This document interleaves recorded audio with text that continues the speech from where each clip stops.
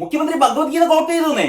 മുഖ്യമന്ത്രി ഭഗവത്ഗീതയെ കുറിച്ചൊക്കെ CPM-കാര് തനി തോന്നിയാസം പറഞ്ഞുകൊണ്ട് കിടക്കുന്ന CPM-കാരുടെ ഇടയിൽ മുഖ്യമന്ത്രി പറയണേ, അതായത് മുഖ്യമന്ത്രിയുടെ പ്രസംഗം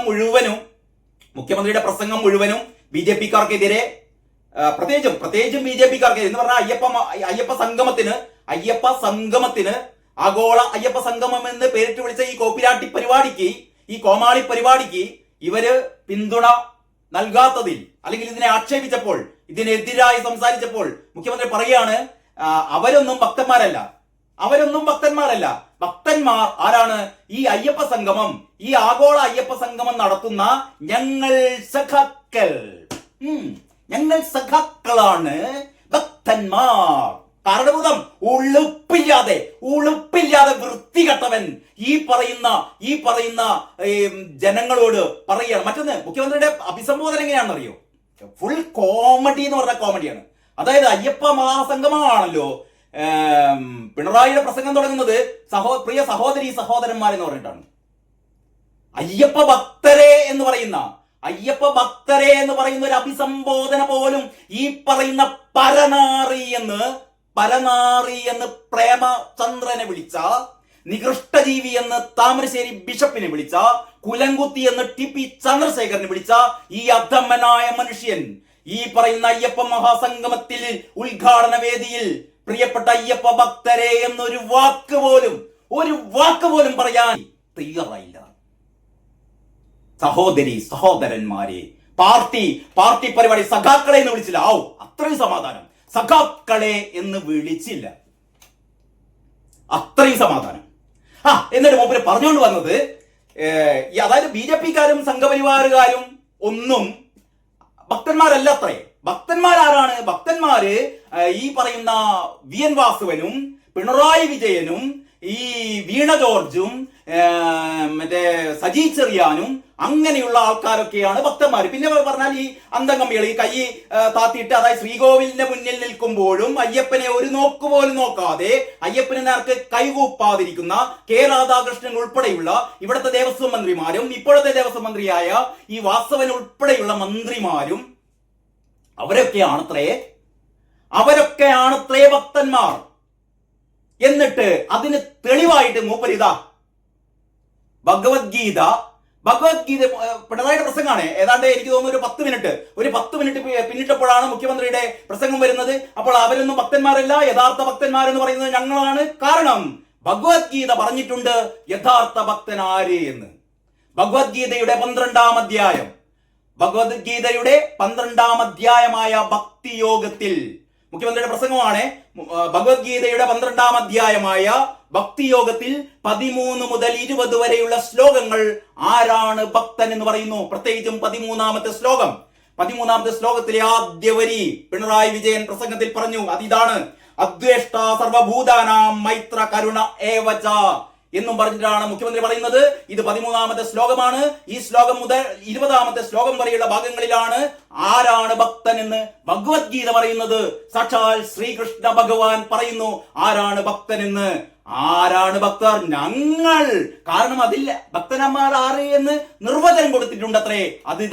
അതാണ് ഞാൻ ഈ ഒരു ഭഗവത്ഗീത നിങ്ങൾക്ക് മുമ്പിൽ ഒന്ന് കാണിച്ചത്. ഈ ഭഗവത്ഗീത സ്വാമി ചിന്മയാനന്ദന്റെ വ്യാഖ്യാന സഹിതമുള്ള ഭഗവത്ഗീതയാണ്. സാധാരണ ഞാൻ വായിക്കാറുള്ളതും ഞാൻ റെഫർ ചെയ്യാറുള്ളതൊക്കെ ഈ പുസ്തകമാണ്. അതുകൊണ്ടാണ് ഞാൻ ഈ പുസ്തകം തന്നെ എടുത്തത്.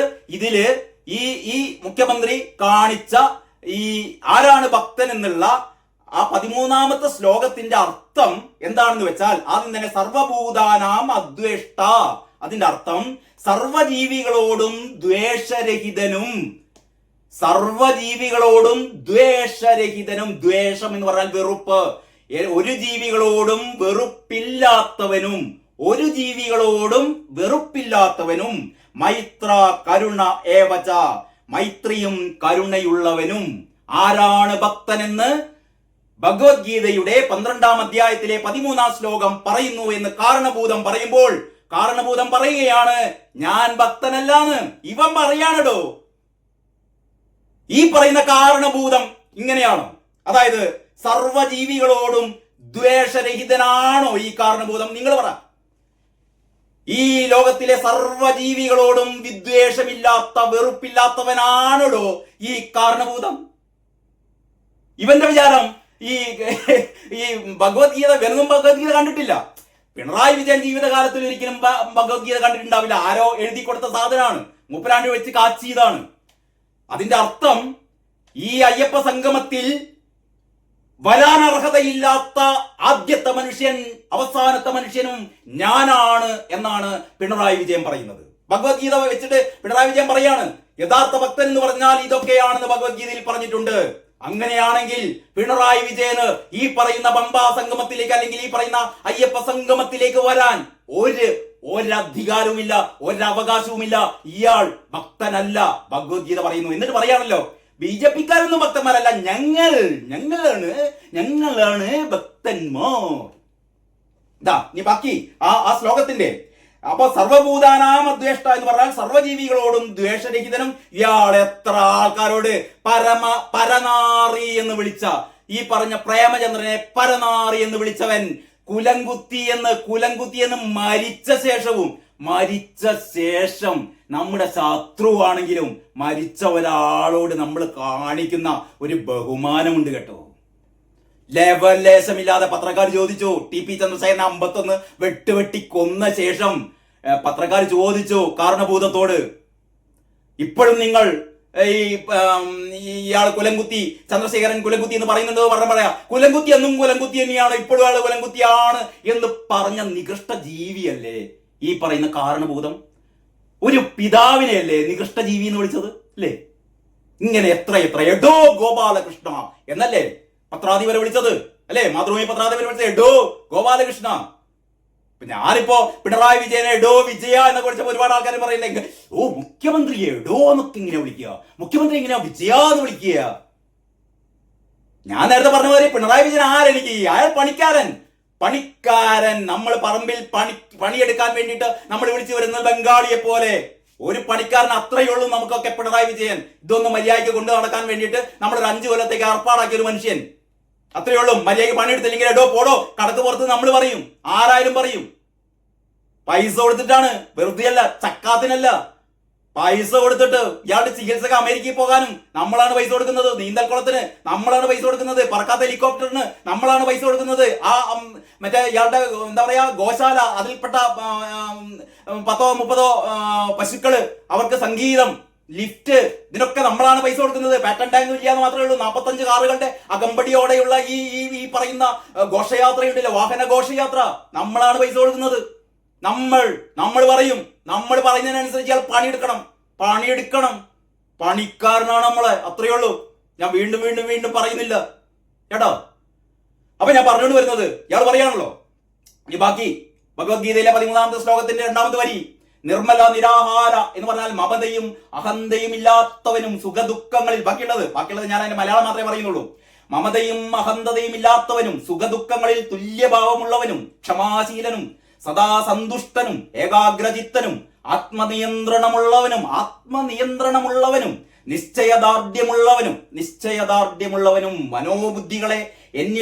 മനോബുദ്ധികളെ എന്നിലർപ്പിച്ചവനുമായ ഭഗവാനിൽ അർപ്പിച്ചവനുമായ എന്റെ ഭക്തനാരോ അവൻ എനിക്ക് പ്രിയനാകുന്നു. ഈ പറഞ്ഞതിൽ പിണറായി വിജയൻ പിണറായി വിജയന്റെ കൂടെയുള്ള ചിങ്കിടികളും ഈ ഇന്നത്തെ അയ്യപ്പ മഹാസംഗമം നടത്തുന്ന ആഗോളം പോട്ടെ അഖില കേരള, അങ്ങനെ പറഞ്ഞോട്ടെ, അഖില കേരള അയ്യപ്പ സംഗമത്തിൽ വന്ന് ചേർന്ന അല്ലെങ്കിൽ സംഘാടകർ ഉൾപ്പെടെയുള്ള ആൾക്കാർ ആരെങ്കിലും ഭഗവത്ഗീതയുടെ ഈ ഭക്തനാര് എന്നുള്ള നിർവചനം അനുസരിച്ച് ഭക്തനാണോ? നിങ്ങൾ പറ. എന്നിട്ട് ഉളുപ്പുമാരില്ലാതെ ഭഗവത്ഗീതയിലെ ഈ 13-ാം ശ്ലോകം 12-ാം അധ്യായത്തിലെ 13-ാം ശ്ലോകം അതിൽ പറയുന്നു യഥാർത്ഥ ഭക്തനാര്, ഞങ്ങളാണ് യഥാർത്ഥ ഭക്തർ, BJP-ക്കാരൊന്നും യഥാർത്ഥ ഭക്തരല്ല എന്ന് പറയുന്ന കള്ളത്തരം, വായെടുത്താൽ കള്ളത്തരം മാത്രം പറയുന്ന ഈ മനുഷ്യൻ 20-ാമത്തെ മിനിറ്റിൽ ശബ്ദ തടസ്സം വരുത്തിക്കൊണ്ട് അയ്യപ്പൻ നൽകിയൊരു സൂചന, സഖാവേ ഇനിയെങ്കിലും നന്നായിക്കൂടെ? ഈ മറ്റേ ആ സിനിമയില് ദേവാസുരത്തിന്റെ ആ 2-ാം ഭാഗത്തുണ്ടല്ലോ, ഇനിയെങ്കിലും ഒന്ന് നന്നായി കൂടെ മറ്റേ മുണ്ടക്കൽ ശേഖര എന്ന് പറയുന്ന ആ ഒരു ദൃശ്യമാണ് എനിക്ക് ഓർമ്മ വന്നത്. ഇനിയെങ്കിലും ഒരു നന്നായി കൂടറോ.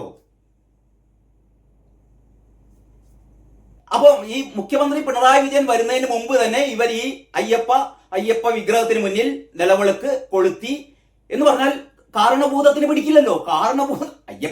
ഏറ്റവും വലിയ അയ്യപ്പന്റെ വിദ്വേഷിയാണ് ഇപ്പോഴും കാരണഭൂതമെന്ന് കാരണഭൂതം മാത്രമല്ല, കാരണഭൂതത്തിന്റെ ശിങ്കിടികളും കരുതുന്നു. അല്ലായിരുന്നെങ്കിൽ യഥാർത്ഥത്തിൽ ഈ പരിപാടി എന്താ പറയാ, ഏറ്റവും പ്രധാനപ്പെട്ട പ്രതിനിധികളൊക്കെ അല്ലെങ്കിൽ ഏറ്റവും പ്രധാനപ്പെട്ട അതിഥികളൊക്കെ സ്റ്റേജിൽ നിരന്നിരുന്നതിന് ശേഷമായിരിക്കണം ഈ അയ്യപ്പ വിഗ്രഹത്തിന് മുന്നിൽ നിലവിളക്ക് കൊളുത്തേണ്ടത്. പക്ഷേ കാലിയായ സ്റ്റേജിൽ മുഖ്യമന്ത്രി വരുന്നതിന് മുമ്പ് തന്നെ തന്ത്രിയെ കൊണ്ട് ഈ നിലവിളക്കാണ്ട് കൊളുത്തിച്ചു. പോരെ. മൂന്നാമത്തെ കോമഡി കഴിഞ്ഞ് നാലാമത്തെ കോമഡിയാണ് മുഖ്യമന്ത്രി വരുന്നു. ഈ നമ്മുടെ പ്രശാന്ത് ദേവസ്വം പ്രസിഡന്റ് അദ്ദേഹമാണ് സ്വാഗതം ആശംസിക്കുകയാണ്. അദ്ദേഹം എല്ലാവർക്കും ഇങ്ങനെ സ്വാഗതം ആശംസിച്ചു. കുറെ തള്ളു പരിപാടിയൊക്കെ മൂപ്പര് സാധാരണ പറയും പോലെ ഇതെന്തോ ഒരു മഹാസംഗമമാണ്. പക്ഷെ തമിഴ്നാട്ടിൽ നിന്ന് ഏതോ പാവം വേറെ പണിയൊന്നും ഇല്ലാത്ത ഏതോ 2 മന്ത്രിമാർ മാത്രമേ വന്നുള്ളൂ. വിദേശത്ത് നിന്ന് ആരും വന്നില്ല, മറ്റു സംസ്ഥാനങ്ങളിൽ നിന്ന് ആരും വന്നില്ല. ഇത് പൊളിഞ്ഞു എന്ന് മൂപ്പരുടെ സംഭാഷണത്തിൽ തന്നെ നമുക്ക് മനസ്സിലായി. മൂപ്പരുടെ ഭാഗത്തു നിന്നുള്ള കോമഡി എന്ന് പറഞ്ഞാൽ മൂപ്പര് ഇതൊക്കെ കഴിഞ്ഞപ്പോ സ്വാമിയേ ശരണമയ്യപ്പ ഒന്ന് ആലോചിച്ച് നോക്കിയാട്ടെ. അതായത് ഇൻഗുലാബ് സിന്ദാബാദ് എന്ന് വിളിക്കുന്ന അതേ ശൈലിയിൽ മൂപ്പർ ഇങ്ങനെ മുഷ്ടി ചുരുട്ട് സ്വാമിയേ ശരണമയ്യപ്പ. എന്താ ചെയ്യ? ഈ അയ്യപ്പന്മാരെ അവഹേളിക്കുക, ആക്ഷേപിക്കുക. ഈ അയ്യപ്പ മഹാസംഗമത്തില് ഈ വൃത്തികെട്ടവന്മാര് ചെയ്തത് മുഖ്യമന്ത്രി സ്റ്റേജിലുണ്ടല്ലോ. മുഖ്യമന്ത്രി മറ്റ് ഈ പറയുന്ന കോമാളികളൊക്കെ സ്റ്റേജിൽ നിറഞ്ഞിരിക്കുകയാണ്. വീണ ജോർജ്, പിന്നെ സജി ചെറിയൻ, അങ്ങനെയുള്ള 7-8 മന്ത്രിമാരുണ്ട്. 6-7 മന്ത്രിമാരെന്നാണ് മുഖ്യമന്ത്രി വരെ പ്രസംഗത്ത് പറഞ്ഞത്. മുമ്പർക്ക് തന്നെ ഉറപ്പില്ല 6-7 അങ്ങനെയുള്ള മന്ത്രിമാരും ഈ പറയുന്ന പ്രമുഖന്മാരൊക്കെ ഇരിക്കുമ്പോഴാണ് ഈ പറയുന്ന എന്താ പറയാ പൊട്ടൻ പ്രശാന്ത് എന്ന് പറയുന്ന ദേവസ്വം സെക്രട്ടറി ഇൻഗുലാബ് സിന്ദാബാദ് വിളിച്ചത്. അതിന് പകരം സ്വാമിയേ ശരണം. നോക്കണം, നിങ്ങള് ഇതിൽ കിടക്കുന്നുണ്ട്, കണ്ടവർക്കറിയാം. കൈ ഇങ്ങനെ വെച്ചിട്ട് ഇങ്ങനെ എവിടെയെങ്കിലും നിങ്ങൾ ശരണം വിളി എടുക്കണം. ഇതിന്റെ വളരെ രസകരമായ 2-3 കാര്യങ്ങൾ ഞാൻ പറയാം ഇതിന്റെ മുന്നോടിയായിട്ട്. അപ്പൊ ഞാൻ ആദ്യം പറഞ്ഞുകൊണ്ട് വന്നത്, ഇന്നലെ തന്നെ ഞാൻ പൊട്ടി എന്ന് പറയാൻ കാരണം ഈ ഒരു മുഖ്യമന്ത്രിമാരും വന്നില്ല. ആകെ വന്നത് മുഖ്യമന്ത്രിമാർ മാത്രമല്ല, മന്ത്രിമാരൊന്നും വന്നില്ല. ആകെ വന്നത് തമിഴ്നാട്ടിൽ നിന്ന് 2 മന്ത്രിമാർ മാത്രമാണ് വന്നത്. അപ്പോൾ ഈ ആഗോള അയ്യപ്പ സംഗമം എന്നുള്ളതിന് ആഗോള തലത്തിൽ വിദേശ രാജ്യങ്ങളിൽ നിന്ന് ആരും എത്തിയില്ല, ഒരു പ്രതിനിധികളും എത്തിയില്ല. ഇന്ത്യയിലെ ഒരു സംസ്ഥാനത്ത് നിന്ന് ആരും എത്തിയില്ല. തമിഴ്നാട്ടിൽ നിന്ന് മാത്രം 2 മന്ത്രിമാർ വന്നു.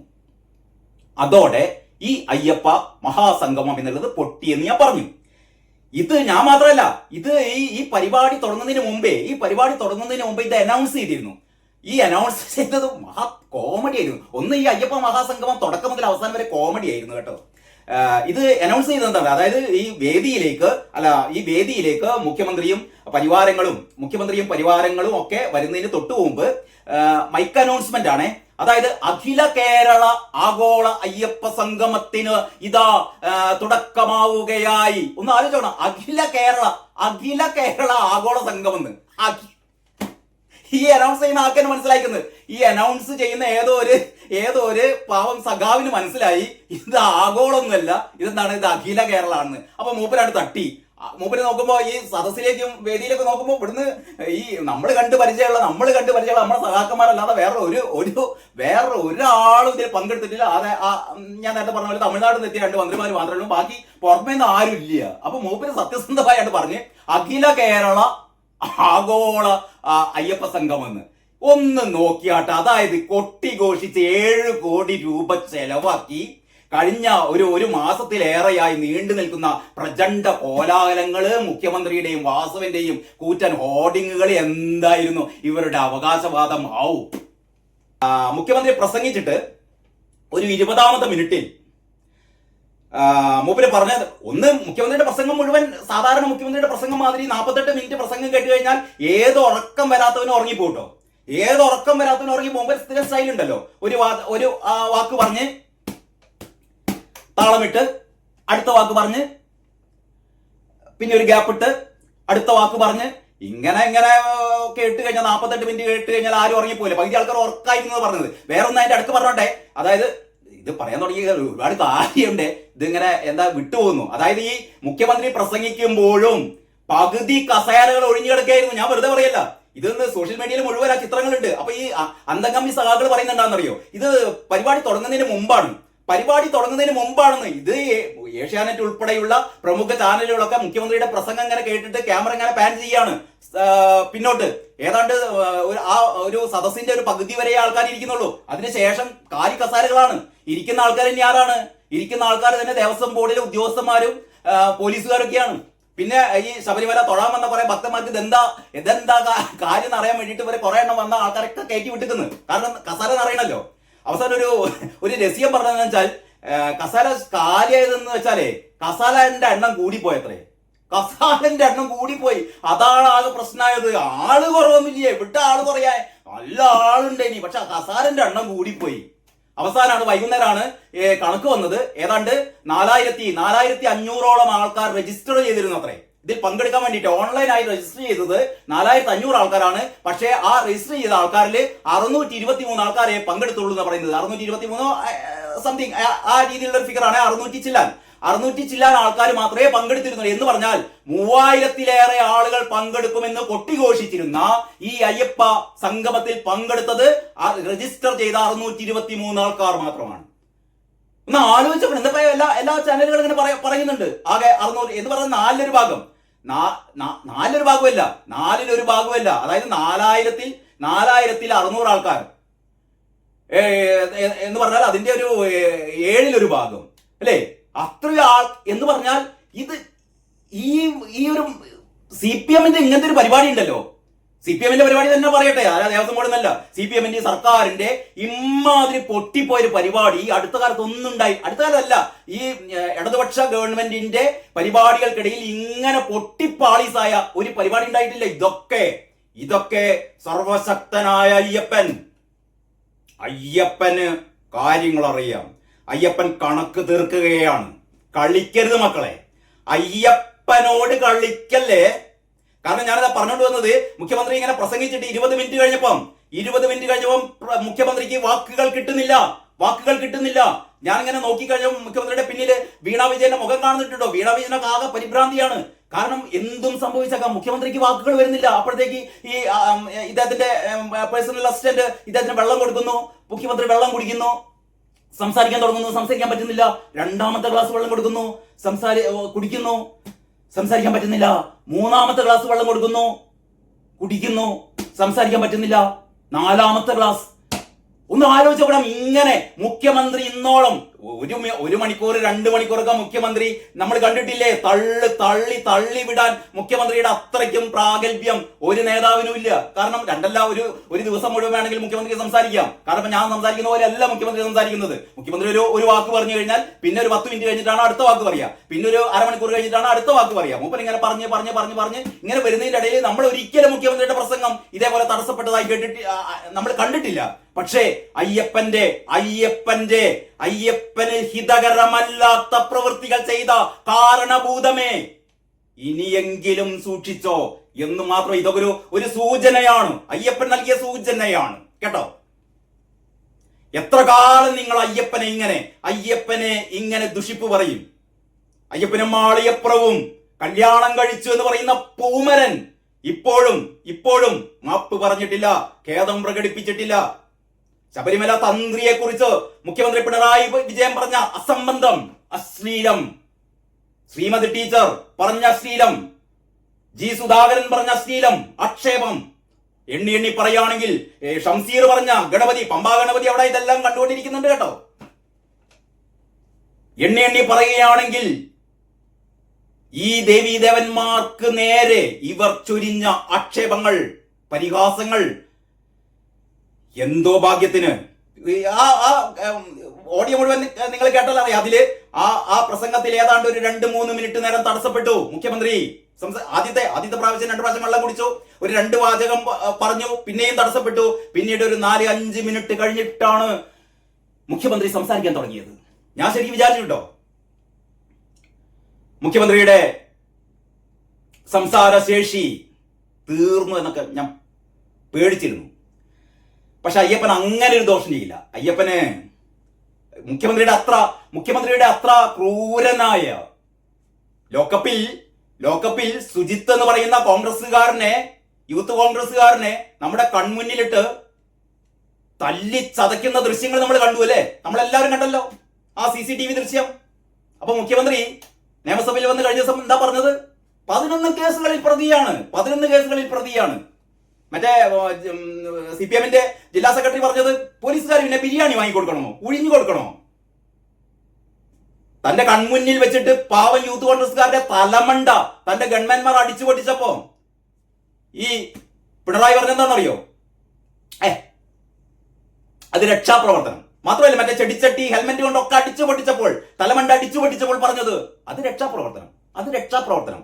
ഇങ്ങനെ എണ്ണി പറയുകയാണെങ്കിൽ പിണറായി ചെയ്ത അത്രയും ക്രൂരത ഒരാളും ചെയ്യില്ല. അയ്യപ്പനെ എത്ര ബഹസിച്ചാലും, അയ്യപ്പനെ എത്ര ആക്ഷേപിച്ചാലും അയ്യപ്പൻ അത്രമാത്രമൊന്നും ദയാരഹിതമായി മുഖ്യമന്ത്രിയോട് പെരുമാറില്ല. മനസ്സിലാക്കിക്കോ കാരണഭൂതമേ, മനസ്സിലാക്കി. ഇതൊക്കെ ഒരു സൂചനയാണ് കേട്ടോ. മുഖ്യമന്ത്രി അവസാനം തപ്പിപ്പിടിച്ച്, അതായത് മുഖ്യമന്ത്രിയുടെ ആ ശബ്ദം പോയത് എപ്പോഴാണെന്നറിയോ? അതായത് കഴിഞ്ഞ കോവിഡ് കാലത്ത് ശബരിമലക്ക് വേണ്ടിയിട്ട് എത്ര 140 കോടി കൊടുത്തു, ഞങ്ങൾ 120 കോടി കൊടുത്തു. അതായത് ശബരിമല തീർത്ഥാടനത്തിന്റെ ഭാഗമായി ഏതാണ്ട് പ്രതിവർഷം 1000 കോടിയിലേറെ രൂപ നികുതിയായിട്ട് സംസ്ഥാന ഖജനാവിലേക്ക് ഒഴുകുന്നു. ഒരു കറവ പശുവാണ് സംസ്ഥാന സർക്കാരിനെ സംബന്ധിച്ചിടത്തോളം ഈ ശബരിമല എന്ന് പറയുന്നത്. തീർത്ഥാടന കാലത്ത് തീർത്ഥാടകരെ മുഴുവൻ കൊള്ളയടിക്കുകയാണ്. സഞ്ചരിക്കാൻ അവർക്ക് കൂടുതൽ കാശ് കൊടുക്കേണ്ടി വരുന്നു, ഭക്ഷണ പദാർത്ഥത്തിന് കൂടുതൽ കാശ് കൊടുക്കേണ്ടി വരുന്നു, കൈയിട്ട് വാരുകയാണ്, പോക്കറ്റ് അടിക്കുകയാണ് സർക്കാർ. 1000 കോടിയിലേറെ രൂപയാണ് അവർക്ക് എന്ത് ചെയ്യുന്നറിയോ? അവർക്ക് ഈ പറയുന്ന തീർത്ഥാടന കാലത്ത് സർക്കാരിന് കിട്ടുന്നത്. എന്നിട്ട് പറയാണ് 140 കോടി കൊടുത്തു, 120 കോടി കൊടുത്തു എന്നൊക്കെ പറഞ്ഞപ്പോഴാണ് അയ്യപ്പൻ ഒന്ന് ചവിട്ടിയത്. പിന്നെ ഒന്നും പറയാൻ കഴിയാതെയായി. അതൊരു പ്രത്യേക സീനായിരുന്നു കേട്ടോ. ഓൺലൈനിൽ കിടക്കുന്നുണ്ട്, നിങ്ങളുടെ ഈ ഗൂഗിളിൽ സെർച്ച് ചെയ്താൽ നിങ്ങൾക്ക് കിട്ടും. ആ പ്രസംഗത്തിന്റെ വീഡിയോ മുഴുവനായിട്ട് കിട്ടും.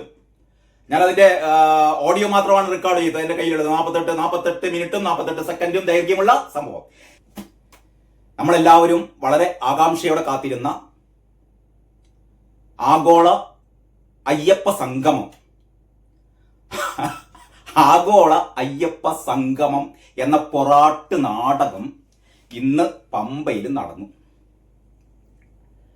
നിങ്ങൾ പലരും അത് കണ്ടിട്ടുണ്ടായിരിക്കും. എല്ലാ ദൃശ്യമാധ്യമങ്ങളും വളരെ ലൈവായിട്ട് ഞാൻ ഏഷ്യാനെറ്റ്, മനോരമ, മാതൃഭൂമി, ജനം, കൈരളി ഞാൻ നോക്കിയില്ല കേട്ടോ, തുറന്നു പറയാലോ, 5 or 6 ചാനലുകൾ മാറി മാറി നോക്കി ആ അയ്യപ്പ സംഗമത്തിന്റെ ഏതാണ്ട് ഒരു 8:30 മണി മുതൽക്ക് തന്നെ അതിന്റെ ഒരുക്കങ്ങൾ, അത് കഴിഞ്ഞ് മുഖ്യമന്ത്രിയുടെ പ്രസംഗം വരെ ഞാൻ വളരെ കൃത്യമായി ഫോളോ ചെയ്ത ഒരാൾ എന്ന രീതിയിലാണ് ഞാൻ നിങ്ങളോട് സംസാരിക്കുന്നത്. ഞാൻ ഇന്നലെ തന്നെ ഒരു വീഡിയോ ചെയ്തിരുന്നു. ആ വീഡിയോയിൽ ഞാൻ പറഞ്ഞിരുന്നത് അയ്യപ്പ മഹാസംഗമം 8 നിലയിൽ പൊട്ടി എന്നുള്ളതായിരുന്നു. ഇത് ഇന്നലെ തന്നെ ഞാൻ പൊട്ടി എന്ന് പറയാൻ കാരണം, യഥാർത്ഥത്തിൽ നമുക്കൊക്കെ അറിയാം, നമുക്ക് എല്ലാവർക്കും അറിയാവുന്ന ഒരു കാര്യം, ഈ അയ്യപ്പ മഹാസംഗമം നടത്തുന്നത് നേരത്തെ അമിതമായ മുസ്ലിം പ്രീണനം കൊണ്ട് നഷ്ടപ്പെട്ടു പോയ, BJP-യിലേക്ക് പോയ അല്ലെങ്കിൽ കോൺഗ്രസിലേക്ക് പോയ ഹൈന്ദവ വോട്ടുകൾ തിരിച്ചു പിടിക്കാൻ അതുമാത്രമായിരുന്നു ഈ അയ്യപ്പ മഹാസംഗമത്തിന്റെ ലക്ഷ്യം. പക്ഷെ ഇവരങ്ങനെയൊന്നും അല്ല.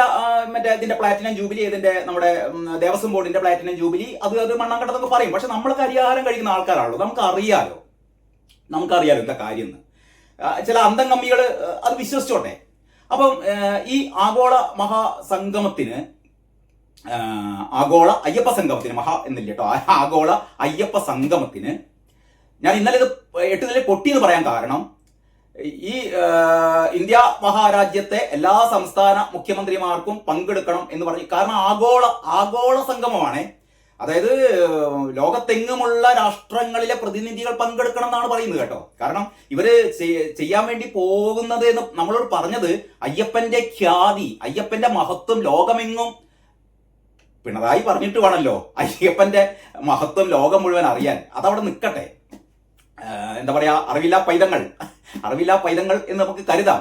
അപ്പൊ ഇവർ നമ്മളോട് പറഞ്ഞത് അതാണ്, ഇതൊരു ആഗോള അയ്യപ്പ സംഗമമാണ്. ലോകത്തിന്റെ വിവിധ രാജ്യങ്ങളിൽ നിന്ന് പ്രതിനിധികൾ വരും. ഇന്ത്യയുടെ വിവിധ സംസ്ഥാനങ്ങളിൽ നിന്ന്, ഡൽഹിയിൽ നിന്ന് ലഫ്റ്റനന്റ് ഗവർണർ വരുന്നു, ബാക്കി എല്ലാ സംസ്ഥാനങ്ങളിൽ നിന്നും മുഖ്യമന്ത്രിമാർ വരുന്നു, മന്ത്രിമാർ വരുന്നു. അങ്ങനെയുള്ളൊരു VIP യുടെ പടയാണ് വരുന്നതെന്നൊക്കെയാണ് നമ്മൾ പറഞ്ഞത്. അവസാന മണിക്കൂറിൽ ഇന്നലെ നമുക്ക് മനസ്സിലായി ആകെ വരുന്നത് തമിഴ്നാട്ടിൽ നിന്ന് 2 മന്ത്രിമാരാണ്. കർണാടകയിൽ നിന്നില്ല, തെലങ്കാനയിൽ നിന്നില്ല, ആന്ധ്രയിൽ നിന്നില്ല. കർണാടകയിൽ നിന്നും ആന്ധ്രയിൽ നിന്നും തെലങ്കാനയിൽ നിന്നൊക്കെയാണ് ഏറ്റവും കൂടുതൽ ഭക്തന്മാർ, അയ്യപ്പ ഭക്തന്മാര് ഓരോ മണ്ഡലകാലത്ത് ഇവിടെ എത്തുന്നത് കേട്ടോ. എന്നിട്ട് പോലും ആന്ധ്രയിൽ നിന്നോ തെലങ്കാനയിൽ നിന്നോ കർണാടകയിൽ നിന്നോ ഒന്നും അവിടുത്തെ മന്ത്രിമാര് പുച്ഛത്തോടെ ഇത് നിരാകരിച്ചു. കാരണം അവർക്ക് മനസ്സിലായി ഈ കാരണഭത്തിന്റെ ഉഡായിപ്പ് പരിപാടിയാണെന്ന് ഇവർക്ക് മനസ്സിലായി കേട്ടോ. ഇതിന്റെ ഇടയിൽ ഈ യോഗി ആദിത്യനാഥ് ഇതിന് ആശംസകൾ അർപ്പിച്ചു എന്നും പറഞ്ഞങ്ങാണ്ട് ഭയങ്കര ഒരു ഹൈപ്പ് ഉണ്ടാക്കി കേട്ടോ. കാരണം ഇത് BJP-ക്കാര് ഇതിനോട് സഹകരിക്കുന്നില്ലല്ലോ. BJP-ക്കാരും UDF-കാരും ഈ അയ്യപ്പ സംഗമത്തോട് സഹകരിക്കുന്നില്ല. അപ്പൊ BJP-ക്കാർ സഹായിക്കുന്നില്ല. പക്ഷെ നിങ്ങളുടെ എന്താ പറയാ, നിങ്ങളുടെ UP മുഖ്യമന്ത്രി യോഗി ആദിത്യനാഥ് ഇതാ പിണറായി വിജയൻ ആശംസ നൽകിയിരിക്കുന്നു. എടോ പൊട്ടന്മാരെ, ഒരു സംസ്ഥാന മുഖ്യമന്ത്രിക്ക്, അതായത് എല്ലാ മുഖ്യമന്ത്രിമാർക്കും ഇങ്ങനെ അയച്ചു. UP മുഖ്യമന്ത്രി ആദിത്യനാഥിന്റെ ഓഫീസിലും ഇങ്ങനെ കത്ത് കിട്ടി. കേരളത്തിൽ ഒരു ആഗോള അയ്യപ്പ സംഗമം നടത്തുന്നുണ്ട്, അതിലെ പങ്കെടുക്കണം എന്നൊക്കെ പറഞ്ഞുകൊണ്ടുള്ള ഒരു കത്ത് എനിക്ക് അയച്ചിട്ടുണ്ടാകുക. അപ്പൊ സ്വാഭാവികമായി ഇതൊരു പക്ഷെ യോഗി ആദിത്യനാഥ് അറിഞ്ഞിട്ട് തന്നെ ഉണ്ടാവില്ല. ഇങ്ങനെ കത്തൊക്കെ കിട്ടിയാൽ ഇതൊക്കെ കൈകാര്യം ചെയ്യാൻ വേണ്ടിയിട്ട് അവരുടെ പേഴ്സണൽ ഡിപ്പാർട്ട്മെന്റ് ഉണ്ടാവും. അവർക്ക് പ്രത്യേകമായ ഡിപ്പാർട്ട്മെന്റുകളുണ്ട്, എല്ലാ സ്ഥലത്തും ഉണ്ടാവും, ഇവിടെയുണ്ട്. അങ്ങനെയുള്ള ആ ഡിപ്പാർട്ട്മെന്റിൽ കത്ത് കിട്ടിക്കഴിഞ്ഞാൽ സ്വാഭാവികമായും അവർ അതിനൊരു മറുപടി ആയിരിക്കും. ആശംസകൾ നേരുന്നു.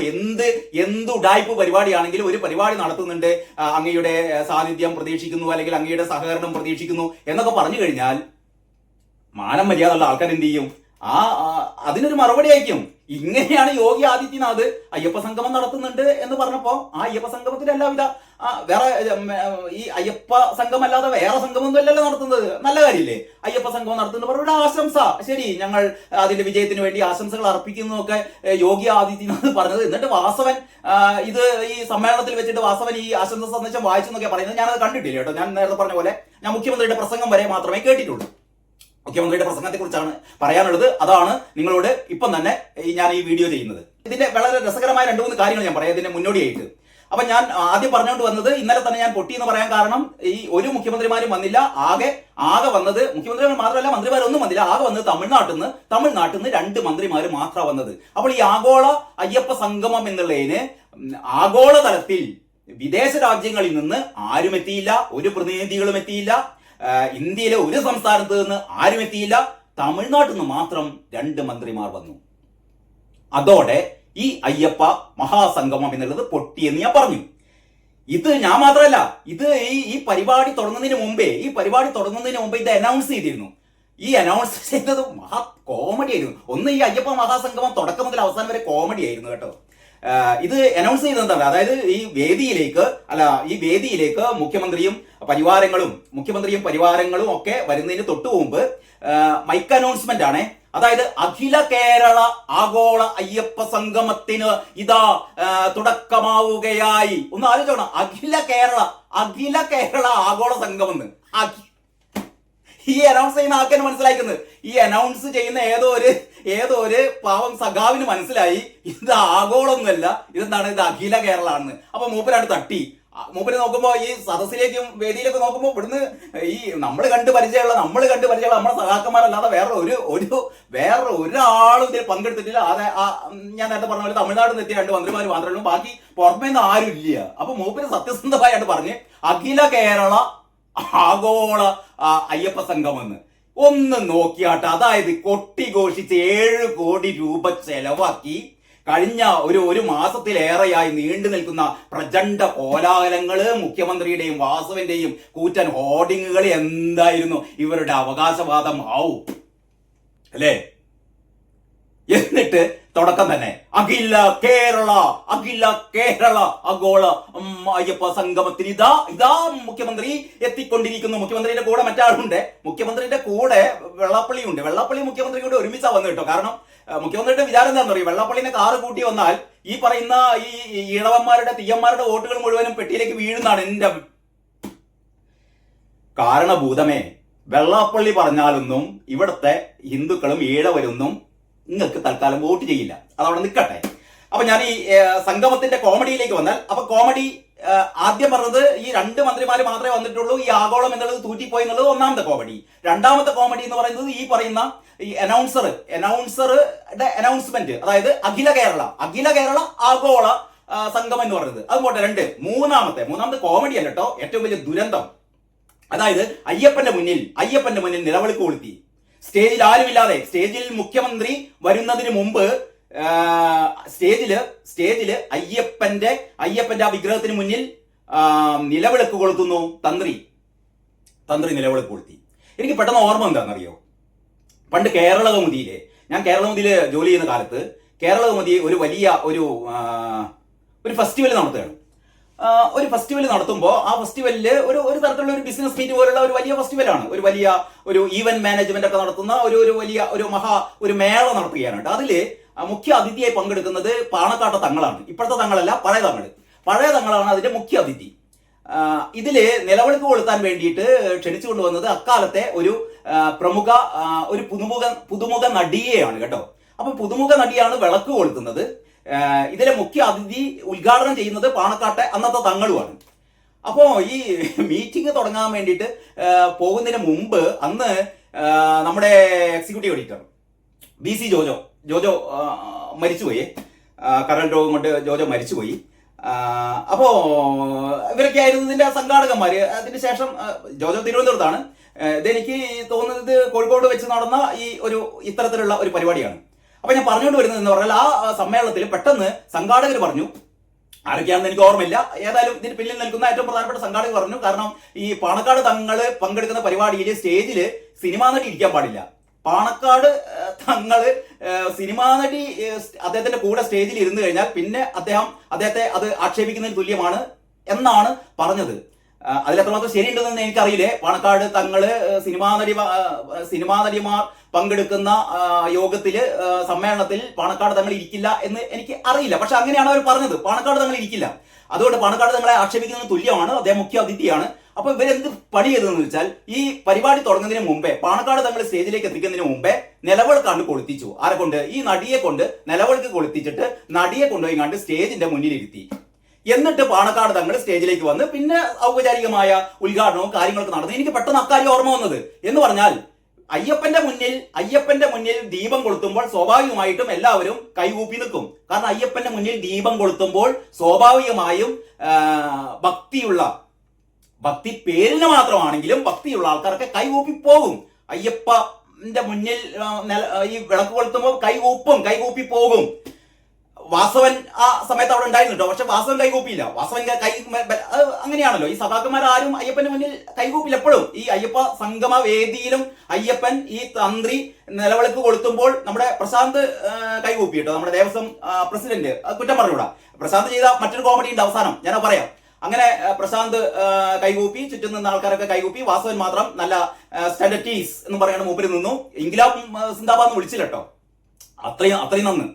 അപ്പൊ ഈ മുഖ്യമന്ത്രി പിണറായി വിജയൻ വരുന്നതിന് മുമ്പ് തന്നെ ഇവർ ഈ അയ്യപ്പ വിഗ്രഹത്തിന് മുന്നിൽ നിലവിളക്ക് കൊളുത്തി എന്ന് പറഞ്ഞാൽ കാരണഭൂതത്തിന് പിടിക്കില്ലല്ലോ. ഏറ്റവും വലിയ അയ്യപ്പന്റെ വിദ്വേഷിയാണ് ഇപ്പോഴും കാരണഭൂതമെന്ന് കാരണഭൂതം മാത്രമല്ല, കാരണഭൂതത്തിന്റെ സിംഗടികളും കരുതുന്നു.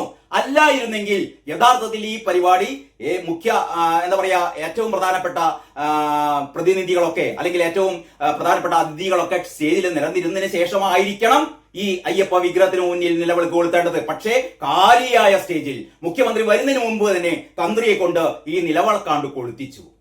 പോരെ. മൂന്നാമത്തെ കോമഡി കഴിഞ്ഞ് നാലാമത്തെ കോമഡിയാണ്. മുഖ്യമന്ത്രി വരുന്നു. ഈ നമ്മുടെ പ്രശാന്ത് ദേവസ്വം പ്രസിഡന്റ് അദ്ദേഹം സ്വാഗതം ആശംസിക്കുകയാണ്. അദ്ദേഹം എല്ലാവർക്കും ഇങ്ങനെ സ്വാഗതം ആശംസിച്ചു. കുറെ തള്ളു പരിപാടിയൊക്കെ മൂപ്പര് സാധാരണ പറയും പോലെ ഇതെന്തോ ഒരു മഹാസംഗമമാണ്. പക്ഷെ തമിഴ്നാട്ടിൽ നിന്ന് ഏതോ പാവം വേറെ പണിയൊന്നും ഇല്ലാത്ത ഏതോ 2 മന്ത്രിമാർ മാത്രമേ വന്നുള്ളൂ. വിദേശത്ത് നിന്ന് ആരും വന്നില്ല, മറ്റു സംസ്ഥാനങ്ങളിൽ നിന്ന് ആരും വന്നില്ല. ഇത് പൊളിഞ്ഞു എന്ന് മൂപ്പരുടെ സംഭാഷണത്തിൽ തന്നെ നമുക്ക് മനസ്സിലായി.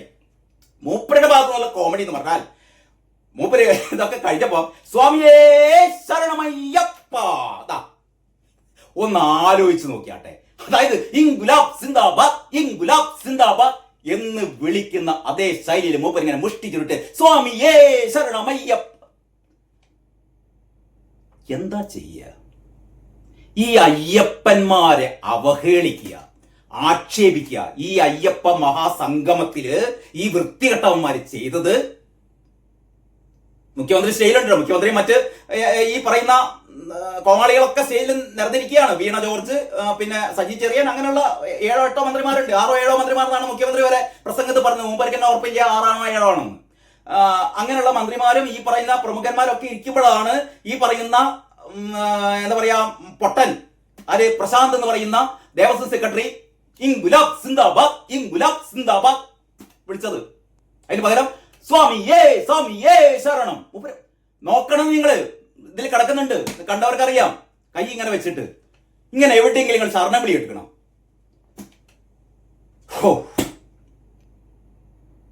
അയ്യപ്പ പൊറുക്കണമേ എന്ന് മാത്രമേ പറയാനുള്ളൂ. അറിവില്ലാ പൈതങ്ങളാണ് അയ്യപ്പ, ക്ഷമിക്കണേ എന്നേ പറയാറുള്ളൂ. പക്ഷേ അയ്യപ്പൻ പൊറുത്തില്ല.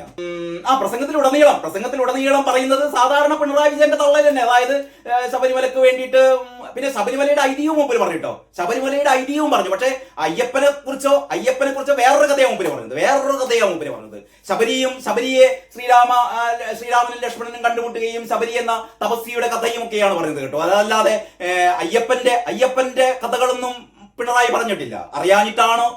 അതായത് അയ്യപ്പൻ എന്നുള്ള വാക്ക് പോലും പറഞ്ഞിട്ടില്ല. മറ്റൊന്ന്, ശബരിമല എന്താണ്, മതേതര സംഗമമാണ്. ഇതൊരു സർവമത ഭാവനയുടെ ഒരു സങ്കേതമാണല്ലോ ശബരിമല. അതൊന്നും അല്ലാതെ മൂപ്പര് വേറെ എന്തൊക്കെയൊക്കെയാണ് പറഞ്ഞത്. അത് പിന്നെ വിവരമില്ലാത്ത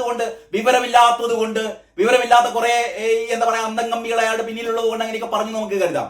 അപ്പൊ പറഞ്ഞുകൊണ്ട് വരുന്നത് ഈ ആഗോള അയ്യപ്പ സംഗമം 8 നിലയിലല്ല, 18 നിലയിൽ, 18 അല്ല, ഒരു 150 1800 എത്ര വേണം പറയാം, അത്രയും നിലയിൽ പൊട്ടി തകർന്ന് തരിപ്പണായി, ഉളുപ്പുമാനില്ലാതെ. ഒരു ഏതാണ്ട് ഈ ദേവസ്വം തന്നെ പറഞ്ഞത് എന്താണെന്നറിയോ, 2000-ഓളം ആൾക്കാർ പങ്കെടുത്തു എന്നാണ് അപ്പം പറയുന്നത്. 2000-ഓളം ആൾക്കാർ പങ്കെടുത്തു എന്ന് പറയുന്നു. ഈ തൊഴിലുറപ്പ് പരിപാടിയിലെ ആൾക്കാരൊക്കെ കൊണ്ടിരുത്തിക്കൂടായിരുന്നു എന്നൊക്കെ പറയുന്ന ഒരുപാട് ട്രോളുകളൊക്കെ വരുന്നുണ്ട് കേട്ടോ. ഇതൊക്കെ കഴിഞ്ഞിട്ട് പിണറായി പോയി കഴിഞ്ഞപ്പോൾ ആൾക്കാർ പോയി. പിണറായി പ്രസംഗം കഴിഞ്ഞപ്പം പിന്നെയും ആൾക്കാർ പോയി. അവസാനം ഈ ചർച്ച, ഈ സെമിനാറുകൾ അല്ലെ, 3 പ്രധാനപ്പെട്ട സെമിനാറുകളായിരുന്നു അവിടെ കണ്ടക്ട് ചെയ്തിരുന്നത്. ഇതിനായിരുന്നല്ലോ സംഗമം എന്ന് പറയുന്നത്. ഈ ഒരു സംഗമം വെച്ചത് മുഖ്യമന്ത്രിയുടെ തള്ളു കേൾക്കാൻ വേണ്ടി മാത്രമല്ല, എന്തോ ഒരു മഹത്തായ 3 സെമിനാറുകളില് കേൾക്കാൻ ഒരു മനുഷ്യ കുഞ്ഞു പോലും ഇല്ലായിരുന്നു പറയുന്നത്. എന്ന് പറഞ്ഞാൽ അത്യാവശ്യം ഉദ്യോഗസ്ഥന്മാരും പോലീസുകാരും പിന്നെ ഈ ഉച്ചക്ക് ചാപ്പാടടിക്കാൻ വന്ന കുറച്ച് ആൾക്കാരും അല്ലാത്ത വേറൊരു മനുഷ്യനും ഈ സംഗമത്തിൽ പങ്കെടുത്തിരുന്നില്ല. ഞാനൊന്ന് ചോദിക്കട്ടെ, വല്ല ആവശ്യം ഉണ്ടായിരുന്നു? ഇതുകൊണ്ട് നിങ്ങൾക്ക് കിട്ടേണ്ടിയിരുന്ന ഒരു 10 വോട്ടുകൾ പോയി എന്നല്ലാതെ ഒരു വോട്ട് പോലും ഇടതുപക്ഷത്തിന്റെ പെട്ടിയിൽ വീഴില്ല. അത്രയും ബുദ്ധിയില്ലാത്ത ആൾക്കാരൊന്നല്ല ഹൈന്ദവ ജനത എന്ന് പറയുന്നത്. അത്രയും ബുദ്ധിയില്ലാത്ത ആൾക്കാരൊന്നല്ല. ഇത് സെക്രട്ടേറിയറ്റിൽ ഇരുന്നിട്ട് ഈ 5, 6, 7 മന്ത്രിമാരും കുറച്ച് ഉദ്യോഗസ്ഥന്മാരും ഇരുന്ന് ചർച്ച ചെയ്യേണ്ട ഒരു കാര്യം, ഇങ്ങനെ ചർച്ച ചെയ്യാൻ മുട്ടി നിൽക്കുകയാണെങ്കിൽ ഈ മുഖ്യമന്ത്രിയുടെ 48 മിനിറ്റ് ദൈർഘ്യമുള്ള പ്രസംഗം എന്തിന് ഈ ജർമ്മനി 7 കോടി ചെലവാക്കിയിട്ട്, ഈ 7 കോടി നമ്മളെ പൈസയാണിടോ. ഖേദമുണ്ട് പറയുന്നതിന്. നിങ്ങളെ തറവാട്ട് നിർത്തുകൊണ്ട പൈസ ഒന്നല്ല, നമ്മളെ പൈസ അതെടുത്തിട്ടാണ് നിങ്ങൾ ഇങ്ങനെ പുട്ടടിക്കുന്നത്. ഈ പുട്ടടിക്കുന്ന പറഞ്ഞപ്പോഴാണ് എനിക്ക് മറ്റേ കാര്യം ഓർമ്മ വന്നത്. 4 കിലോ സ്വർണ്ണാണ് മുക്കിയത് കേട്ടോ. അയ്യപ്പൻ ഇത്രയും കാരുണ്യവാനായ ഒരു ദേവനാണ് എന്നുള്ളത് നമ്മൾ സമ്മതിക്കാതെ പോയി കേട്ടോ. 4 കിലോ സ്വർണം കൊള്ളയടിച്ചിട്ടാണ് വന്നിരുന്ന ആ മേള നടത്തിയത് കേട്ടോ. 4 കിലോ സ്വർണം, 42 കിലോ സ്വർണ്ണപ്പാളി ആയിരുന്നു, അതിപ്പോ 38 കിലോ ഉള്ളൂ. കോടതി പറഞ്ഞപ്പോഴാണ് മനസ്സിലായത് 4 കിലോ മുക്കി ആര് മുക്കി? കാരണഭൂതമേ പറയണം, ആര് മുക്കി? 4 കിലോ എന്ന് പറഞ്ഞാൽ എത്രയാണെന്ന് അറിയോ? ഇപ്പൊ സ്വർണത്തിന്റെ പവന്റെ വില എനിക്ക് തോന്നുന്നു പവന് 82,000 രൂപയൊക്കെ ആയി എന്ന് തോന്നുന്നു. എന്ന് പറഞ്ഞാൽ ഏതാണ്ട് ഒരു ഗ്രാമിന് 10,000 രൂപ. 1 ഗ്രാം സ്വർണത്തിന്റെ വില 10,000-ലേറെ രൂപയാണ്. അപ്പോൾ 4 കിലോ എന്ന് പറഞ്ഞാൽ 4 കോടി. 4 കോടി രൂപ അടിച്ചു മാറ്റിയിട്ടാണ്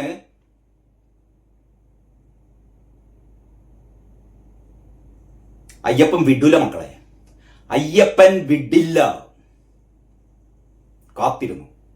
ആദ്യത്തെ ഫലം നടക്കാൻ പോകുന്ന പഞ്ചായത്ത് തെരഞ്ഞെടുപ്പിൽ ആദ്യത്തെ അടി കിട്ടിയിരിക്കും.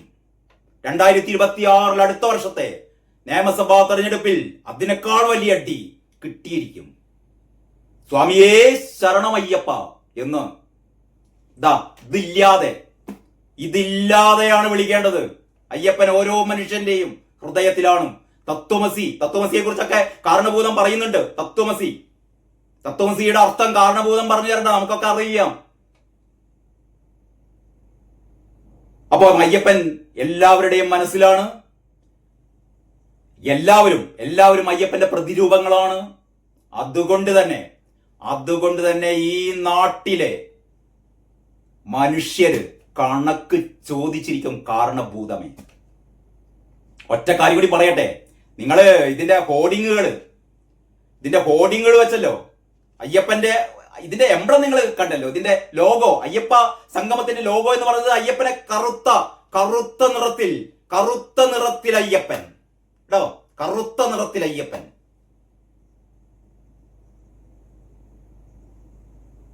അങ്ങനെയായിരുന്നു ലോഗോ. ഇതിന്റെ മഹാനഗരങ്ങളിൽ വെച്ച കൂറ്റൻ ഹോർഡിങ്ങുകളിൽ മുഴുവൻ പിണറായി വിജയന്റെയും വാസവന്റെയും ചിത്രങ്ങളായിരുന്നു. അയ്യപ്പന്റെ ഒരു ചിത്രം പോലും വെച്ചിരുന്നില്ല കേട്ടോ. കോടതി പറഞ്ഞിരുന്നു സർക്കാരിന്റെ പൈസയൊന്നും ഈ സംഗമത്തിന് വേണ്ടി ചെലവാക്കാൻ പറ്റില്ല എന്ന്. പക്ഷേ കഴിഞ്ഞ ദിവസം പത്രങ്ങളായ പത്രങ്ങൾ മുഴുവനും പരസ്യം കൊടുത്തത് പിണറായി വിജയന്റെ PRD ആണ്. പബ്ലിക് റിലേഷൻ ഡിപ്പാർട്ട്മെന്റിന്റെ പരസ്യമാണ് കൊടുത്തത്. സർക്കാരിന്റെ പൈസ. അപ്പൊ യഥാർത്ഥത്തിൽ സർക്കാരിന്റെ പൈസ എന്ന് പറഞ്ഞാൽ കോടതിയെ വരെ തെറ്റിദ്ധരിപ്പിക്കുകയാണ് ഇവർ കേട്ടോ. പറഞ്ഞാൽ തീരില്ല, ഇനിയും ഒരുപാട് പറയാറുണ്ട്. എങ്കിലും ഞാൻ ഈ വീഡിയോ ഇവിടെ വെച്ച് നിർത്തുകയാണ്.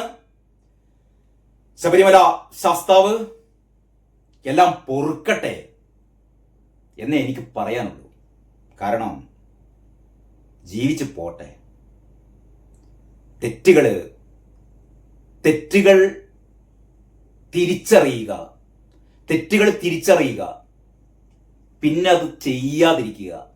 അങ്ങനെ ഒരു സൽബുദ്ധി പിണറായിക്കും പിണറായിയുടെ ശിങ്കിടി കൂട്ടങ്ങൾക്കും ഉണ്ടാകാൻ അയ്യപ്പൻ അനുഗ്രഹിക്കണമേ എന്ന് മാത്രം പറഞ്ഞുകൊണ്ട് ഈ വീഡിയോ ഇവിടെ അവസാനിപ്പിക്കുന്നു. നന്ദി, നമസ്കാരം.